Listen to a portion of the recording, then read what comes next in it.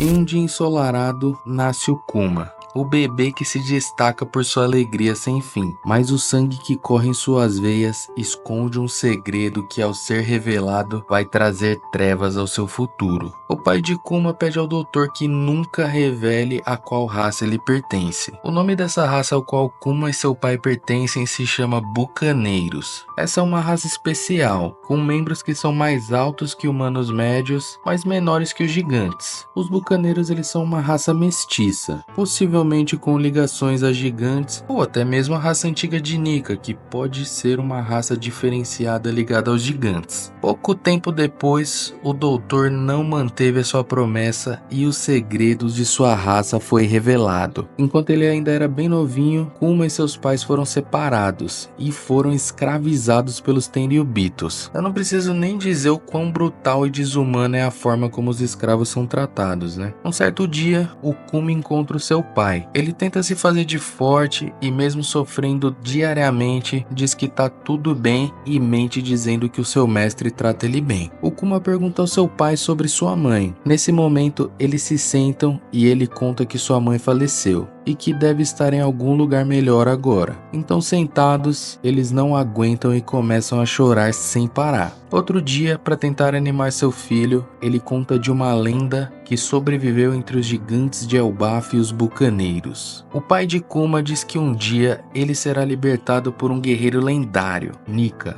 o deus do sol. Seu pai começa a replicar sua dança característica e o sorriso que nunca sai do seu rosto. Kuma sente um fio de esperança, mas nesse momento, de forma brutal, seu pai foi assassinado por um Tenryubito bem na frente do Kuma, só porque ele estava fazendo barulho, mano. Dito isso, depois de algum tempo, vai acontecer o incidente que vai abalar o mundo, o desafio de God Valley. O incidente de God Valley foi um evento lendário que aconteceu há 38 anos, envolvendo os piratas Rocks, os antigos Yonkos como a Big Mom e o Kaido, os Tenryubitos e os marinheiros, incluindo Monkey D. Garp e até mesmo Goldie Roger. Os Tenryubitos estavam em God Valley realizando um torneio de caça humana, um evento completamente cruel onde eles caçavam escravos só para puro entretenimento. Essa é uma das práticas mais desumanas já mostradas na série, evidenciando a podridão da nobreza celestial. Eles simplesmente fazem o que querem, mano. O rei, ao contestar a decisão, foi instantaneamente executado pelo pai do Shanks.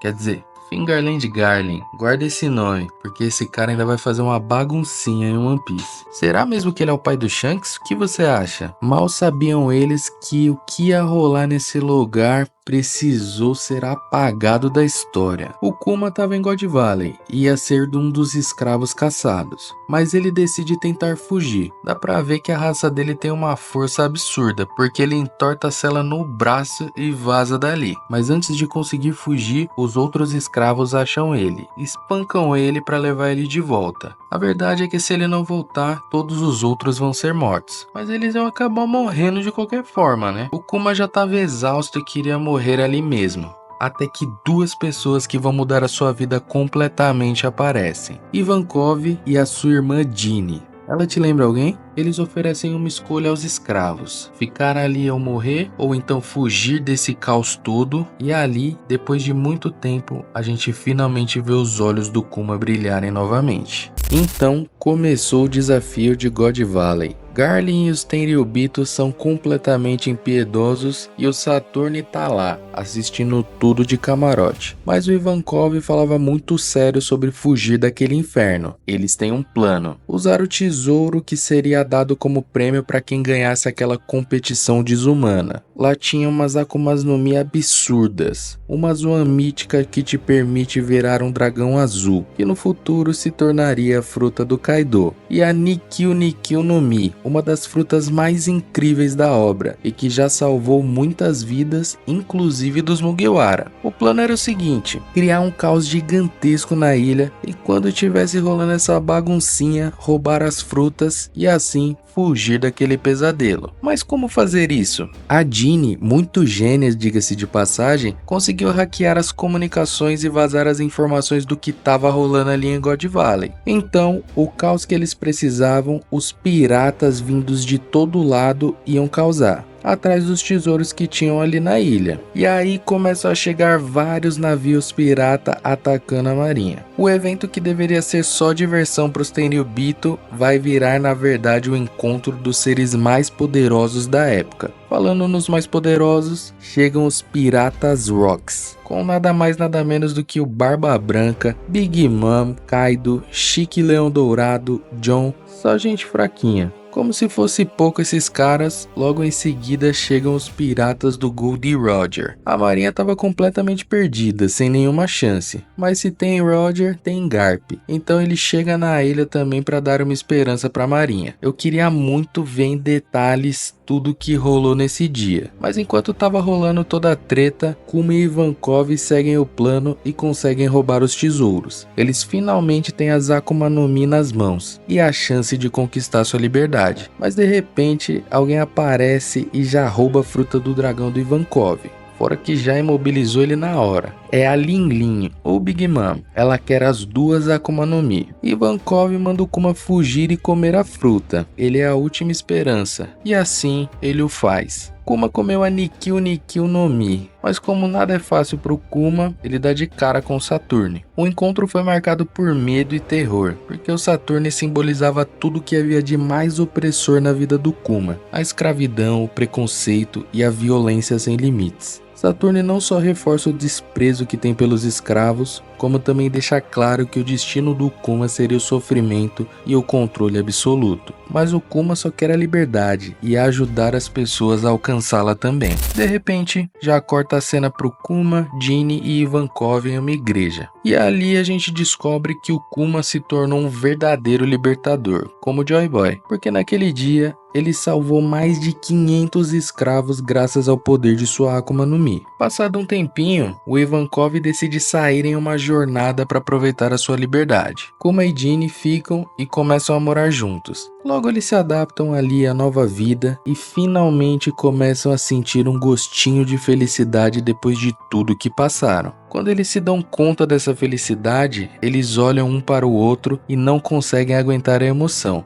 E choram por finalmente estarem livres depois de tanto sofrimento. 30 anos atrás, o Kuma fazia algo surreal. Uma vez por semana, ele absorvia toda a dor e sofrimento das pessoas de sua vila. Literalmente, ele pegava toda a dor dos doentes, idosos, feridos e transferia para si mesmo, sem mesmo eles saberem. A Jinny até brigava com ele, falando que não é justo ele carregar tudo isso sozinho. Mas no fundo, ela só estava triste por ver quem ela ama se destruindo para ajudar os outros. Para piorar, o rei daquele reino é um verdadeiro pau-mandado dos Tenryubitos. Um lixo que só faz o que eles mandam, sem se importar com o próprio povo. E cara, como o Kuma sofre. A dor que ele absorve é tão absurda que até de assistir dói na alma. Lembra de quando o Zoro absorveu e suportou toda aquela dor em Thriller Bark? Imagina o cara ter que fazer isso toda semana. Enquanto ele se contorcia de dor, a Jinny ficava do lado de fora chorando. Mas mesmo assim, eles seguem vivendo. E apesar de tudo, eles são muito felizes juntos. 25 anos atrás, acontece um dos momentos mais inesperados. A Jinny cria coragem, olha nos olhos de Kuma e pede ele em casamento. Mas para surpresa de todo mundo, o Kuma diz que não. Mas calma aí, ele não rejeita ela por não amá-la. Muito pelo contrário, o Kuma morre de medo que aconteça com a Jinny o mesmo que aconteceu com a sua mãe. Então se existe a menor chance de ela sofrer por conta da raça do Kuma, ele prefere não correr o risco. O Kuma vê o noticiário dos feitos do Dragon e explica que admira demais ele e que o seu sonho é dedicar a vida inteira a salvar as pessoas. Mas aí chega o estopim de revolta. 22 anos atrás, 3 anos depois, o rei faz uma das coisas mais nojentas e cruéis já vistas. Ele decide escravizar os idosos. Ele vai obrigar eles a trabalhar até morrer. Aí, o Kuma perde a cabeça. Ele se revolta, parte para cima dos guardas e derruba geral como se não fosse nada. O rei então toma uma decisão mais absurda ainda. Ele exclui o lado sul da ilha, justamente onde moram os idosos e os mais pobres. Basicamente, ele abandona e condena todo mundo à morte. Por se rebelarem, Kuma e Jinny são presos. Mas se tem uma coisa que a gente aprendeu em One Piece é que, se quiser lutar contra essa podridão, vai ter que bater de frente com o governo mundial. E é aí que entra a esperança. O exército revolucionário chega. Liderados por Dragon e Ivankov, eles invadem o local, botam o rei de joelhos e fazem ele desistir dos planos podres dele. Eles libertam o Kuma e a Jinny e os dois se juntam oficialmente ao exército revolucionário. Com o tempo, o Kuma se torna um dos grandes comandantes do exército e Jinny se torna uma das capitãs. Tudo parecia estar se ajeitando. Jinny estava super feliz e animada porque finalmente ia rever o Kuma depois de muito tempo. Mas infelizmente, aconteceu. Kuma recebe a pior notícia da sua vida. A Jinny foi sequestrada. E é aí que a coisa começa a desandar de vez. Mano, a cada episódio essa história só fica mais triste e absurda. O que será que vai acontecer agora? Pra onde levaram a Jinny? E como isso vai impactar a vida do Kuma daqui pra frente? Comenta aí, você acha que alguém sofreu mais que o Kuma em One Piece? Tamo junto demais, valeu, falou e fui!